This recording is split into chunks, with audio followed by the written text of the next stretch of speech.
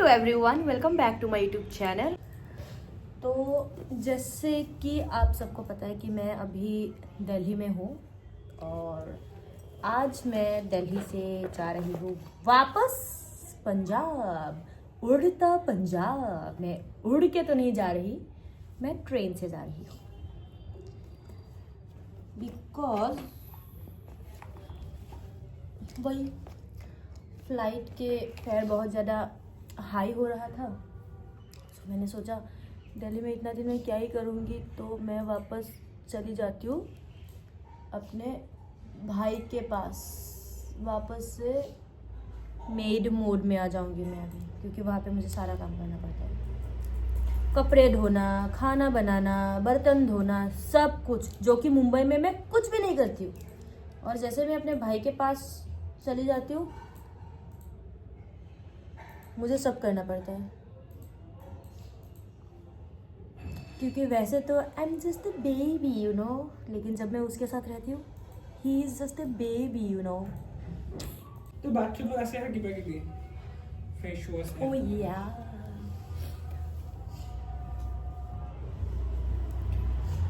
और मैं ऑलमोस्ट नहीं, रेडी हो ही गई हूँ यार। लोगों को गर्मी में पिंपल्स आते हैं, मुझे ठंड में पिंपल्स आ रही है, पता नहीं क्या हो रहा है मेरे साथ। और ये मैं एयरपोर्ट बोल रही हूँ, स्टेशन के लिए निकल गई हूँ। पहले मैंने सोचा था कि जल्दी निकलूँगी और कुछ खाऊँगी बाहर ही, बट अभी यहाँ पे कैब आई है आधे घंटे के बाद। एक तो यहाँ पे कैब की बहुत पंगे है भाई, यहाँ पे ऑटो के भी पंगे हैं, यहाँ पे कैब के भी पंगे हैं, यहाँ पे बस पंगे ही पंगे हैं।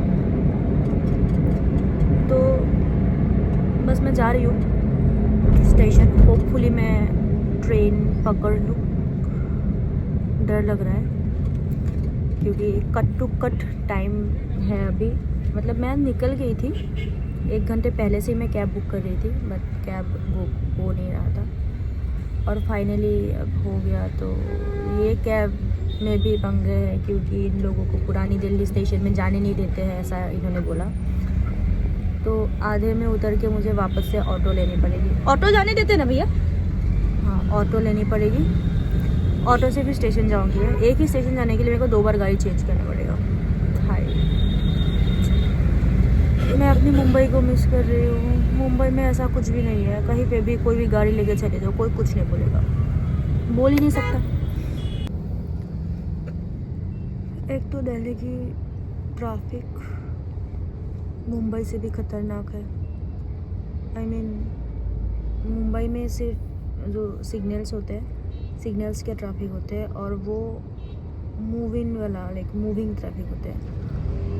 और यहाँ के जो ट्रैफिक होते हैं यहाँ पे कभी कभी मूव ही नहीं होती है। मैं तो एक बार कहाँ से, मैं स्टेशन से एयरपोर्ट जा रही थी, शायद मोस्टली वहाँ पे 1 घंटा या कुछ तो लगता होगा, बट हम लोगों को 1 घंटे का 6 घंटा लगा था।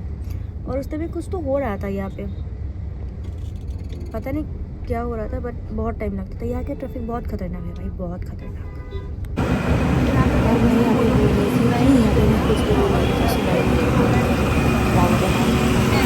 और ये मैं रिक्शा में बैठ गई थी, जो कि क्या येलो बना था। वो लोगों को आने तो देते हैं लेकिन उनको आधा किलोमीटर घूम के आना पड़ेगा, इसलिए उन्होंने मेरे से झूठ बोला कि जाने नहीं देंगे, वहाँ पे बहुत ज़्यादा पंगा होता है ये वो।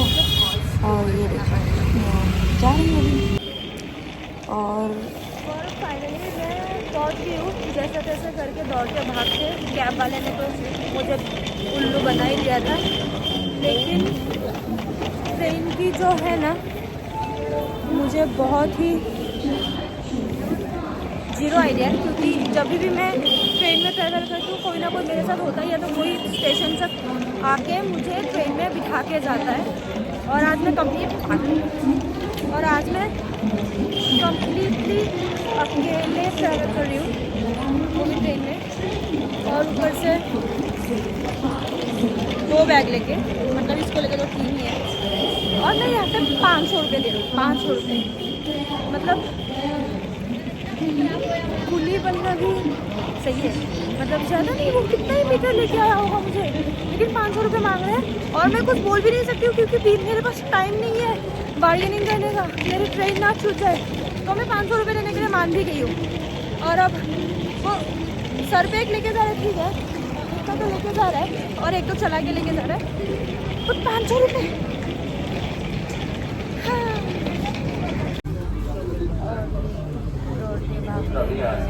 ट्रेन में बैठ के पहुँच गए। मुझे आइडिया मतलब मुझे उम्मीद नहीं थी कि मैं ट्रेन पकड़ लूँगी, कैब वाले ने किया मेरे साथ, लेकिन आई एम हैप्पी कि मैं पकड़ ली। भले ही इसके लिए मुझे 500 रुपये एक्स्ट्रा खर्च करने पड़े पुलिस के साथ। और ये है Vande Bharat, that super fast train, जिसका सीट वगैरह बहुत अच्छा है। और यहाँ पे मुझे देखो खाना भी मिल गया, क्योंकि मैंने कुछ खाया नहीं था, तो इसी से मुझे अपना पेट भरना पड़ेगा। और इसको देख के मैं खुश होगी क्योंकि कुछ तो मिला। और फाइनली मैं पहुँच गई हूँ फगवाड़ा।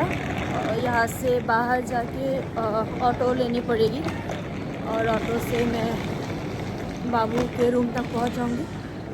इंडिपेंडेंट वोमेन तो बन चुकी हूँ फाइनेंशियली, बट अभी भी बैग उठाने के लिए मुझे पुलिस की ज़रूरत पड़ती है।